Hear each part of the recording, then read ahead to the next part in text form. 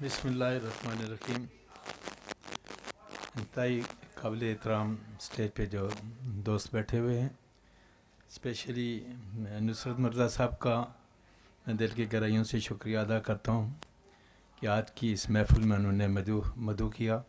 خواتین و حضرات، ایکچولی جس موضوع پہ آج اظہار خیال کے لیے ہمیں یہ بلایا گیا ہے، مجھ سے پہلے جو پیش رو میرے دوست ہیں انہوں نے ہر پوائنٹ پہ تقریباً تفصیل سے روشنی ڈالی ہے، لیکن چونکہ جو موضوع ہے میں موضوع کے حوالے سے تھوڑی سی بات کرنا مناسب سمجھوں گا.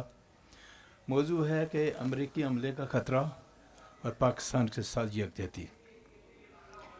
سب سے پہلی بات جو میں آپ سے کہنا چاہتا ہوں وہ یہ ہے کہ میرے نزدیک جب بھی مادر وطن کی طرف کوئی آدمی بری نگاہ سے دیکھے گا تو میں یہ سمجھتا ہوں کہ پاکستان کے 22 کروڑ عوام اپنے تمام اختلافات کو بلا کر ایک ہی پلیٹ فارم پہ نظر آئیں گے. اس وقت کوئی ہمارے درمیان اختلاف نہیں ہوگا.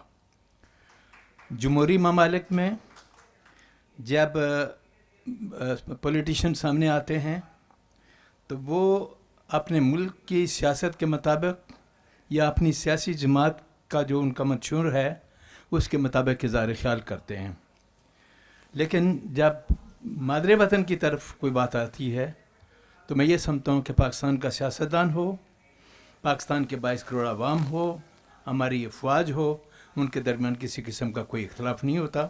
اور اس کی مثال آپ نے یہ دیکھی ہوگی کہ جب امریکن پریزیڈنٹ نے آپ کو تھریٹ کیا تو ہمارے 22 کروڑ عوام اور افواج پاکستان ایک ہی پلیٹ فارم پہ نظر آئے.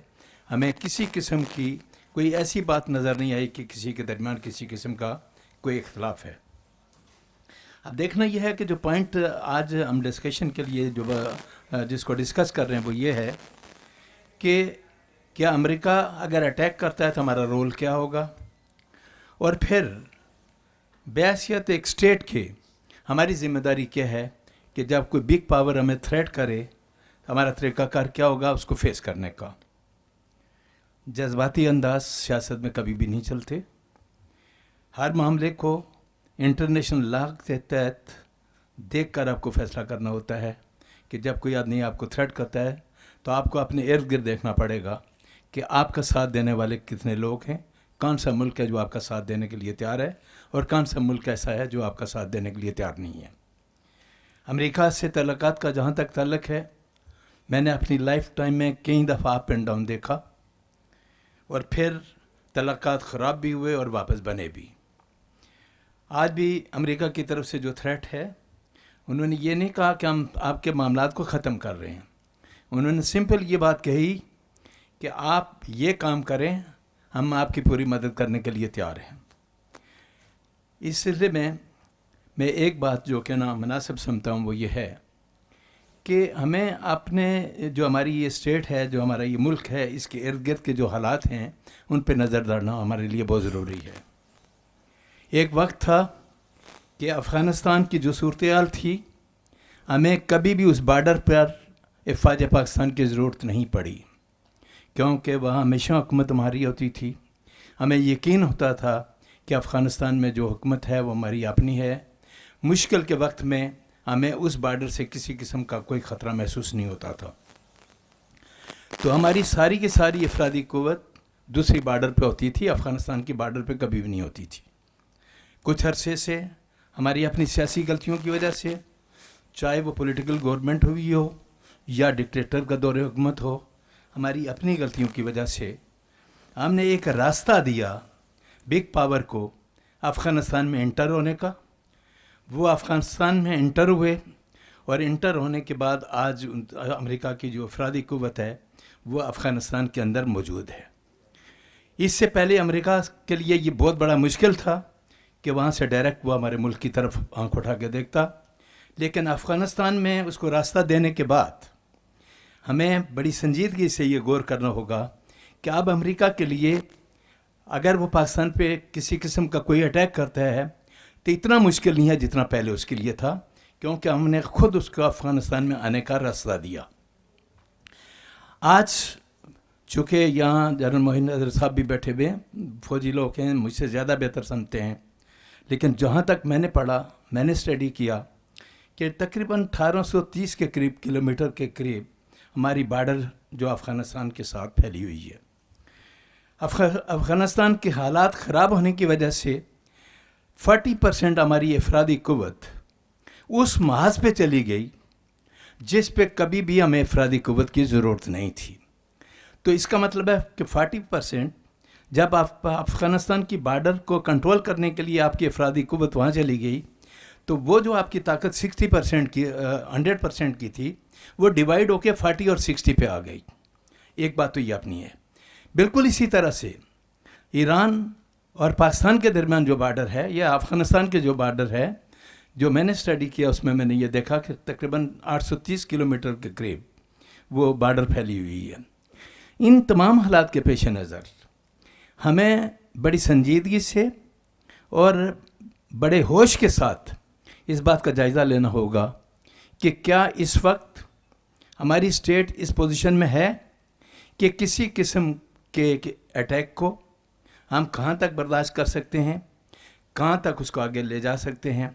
لیکن جہاں تک قوم کی ڈگنیٹی کی بات آتی ہے, تو ملک کی سالمیت اور استحکام کی بات آتی ہے, تو میں یہ سمجھتا ہوں کہ اس وقت کسی قسم کا کوئی کمپرومائز نہیں ہوتا, کیونکہ ہم کلمہ گو مسلمان ہیں.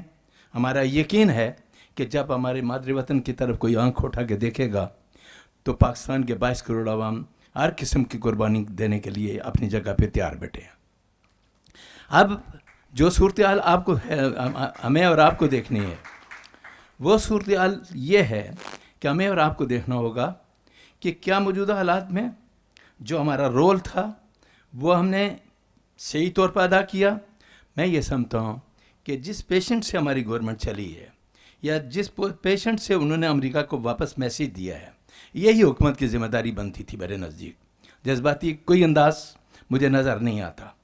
لیکن ایسی صورت میں اگر کوئی جنگ ہم پہ مسلط کی جاتی ہے تو لامالا پھر ہم ہر قربانی دینے کے لیے تیار ہیں. امریکہ کا یہ کہنا کہ ہم نے آپ کو اتنی رقم دی, ہم امریکہ سے یہ بات کہتے ہیں کہ آپ اپنے 100 آدمی ہمیں دے دیں, وہ ہمارے معاذوں پہ آ کے قربانی دے دے. جو رقم آپ ہمیں کہتے ہیں کہ ہم نے آپ کو دی, وہ اس سے ڈبل ہم آپ کو دینے کے لیے تیار ہیں. لیکن قربانی دینے کے لیے ہم ہیں. ہم نے آپ کے پیسے کی خاطر قربانی نہیں دی. ہم نے ایک جنگ لڑی ہے پاکستان کے بقا کی اور ان غلطیوں کی جو افغانستان میں لا کے امریکہ کو ہم نے خود بٹھایا ہے اس کی.